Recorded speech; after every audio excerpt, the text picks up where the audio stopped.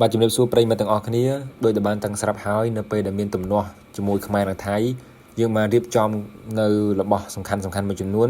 ជូនដល់កងទ័ពក៏ដូចជាជនភៀសសឹកបាទឥឡូវនៅខាងខេត្តស្វាយរៀងបាទម៉ូតូចំនួន170គ្រឿង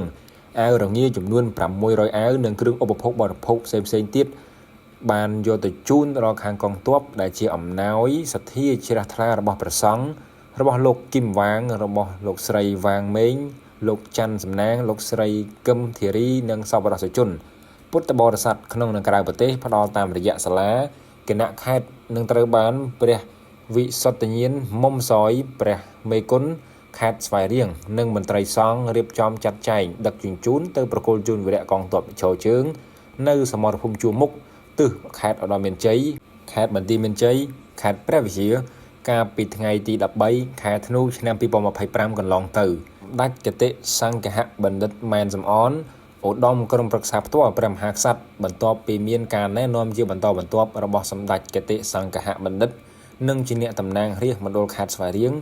ឯកឧត្តមម៉ែនវិបុលប្រធានក្រុមប្រឹក្សាខេត្តឯកឧត្តមពេងពោធិសាអភិបាលខេត្តនិងឯកឧត្តមចៅភិរុនរដ្ឋលេខាធិការក្រសួងការពារជាតិស្ដីពីការចូលរួមលើកទឹកចិត្តឧបត្ថម្ភគាំទ្រដល់យុទ្ធជនសមរភូមិមុខព្រះវិសុទ្ធញាណមុំសយក្នុងព្រះមេគណៈ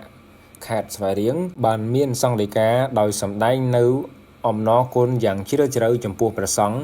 ឯកឧត្តមលោកជំទាវលោកស្រីសប្បុរសជនក្នុងនិងក្រៅប្រទេសតាមរយៈសាលាគណៈខេត្តបានឧបត្ថម្ភជាថវិកាសម្ភារៈម៉ូតូឧបភោគបរិភោគយ៉ាងច្រើនសម្រាប់បម្រើការងារសមរភូមិជួរមុខរបស់វីរៈកងទ័ពជាក់ស្ដែងពេលនេះបានឧបត្ថម្ភម៉ូតូជិត200គ្រឿងដើម្បីផ្ដល់ជូនវីរៈកងទ័ពសម្រាប់បម្រើការងារការពារជាតិព្រះវិសុទ្ធញាណមុំសយបានបញ្ជាក់បន្ថែមថាការដែលប្រសង់នាំម៉ូតូរួមទាំងគ្រឿងឧបភោគបរិភោគជូនដល់វីរៈកងទ័ពនៅថ្ងៃទី13ខែធ្នូជាលើកទី5ដែលប្រសង់និងសប្បុរសជនចូលរួមឧបត្ថម្ភជួយសម្រាលដល់វីរៈកងទ័ពសមរភូមិជួរមុខដើម្បីបម្រើកិច្ចការការពារជាតិសរុបម៉ូតូគិតទាំងត្រៀមនាំយកទៅចែកផ្ដល់ជូនវីរៈកងទ័ពនៅថ្ងៃទី13ខែធ្នូនោះមានចំនួនជាង400គ្រឿងរថយន្តលុចស៊ី5គ្រឿងរួមទាំងអាវភ្លៀងអាវរងានិងថវិកាមួយចំនួនធំផងដែរក្នុងស្មារតីសាមគ្គីជាតិជាធ្លុងមួយពីសមរភូមិជួរក្រោយគិតមកដល់ថ្ងៃទី15-16ខែធ្នូឆ្នាំ2025នេះរដ្ឋបាលខេត្តស្វាយរៀងនិងរដ្ឋបាលក្រុងស្រុកទាំង8បានទទួលនៅការចូលរួមឧបត្ថម្ភគាំទ្រពីសំណាក់មន្ត្រីរាជការ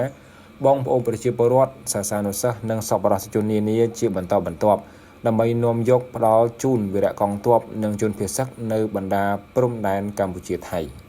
បាទគួរឲ្យកោតសរសើរក៏ដូចជាស្ញប់ស្ញែងមែនទែននៅទឹកចិត្តបងប្អូនប្រជាពលរដ្ឋជួរក្រោយដែលបានចូលសហការគ្នាទិញនៅសម្ភារៈចាំបាច់ដើម្បីជូនទៅដល់បងកងទ័ពជួរមុខដែលកំពុងត្រូវការសម្ភារៈទាំងអស់នេះហើយព័ត៌មានខ្ញុំបាទក៏មានតែប៉ុណ្ណេះសូមអរគុណសូមជម្រាបលា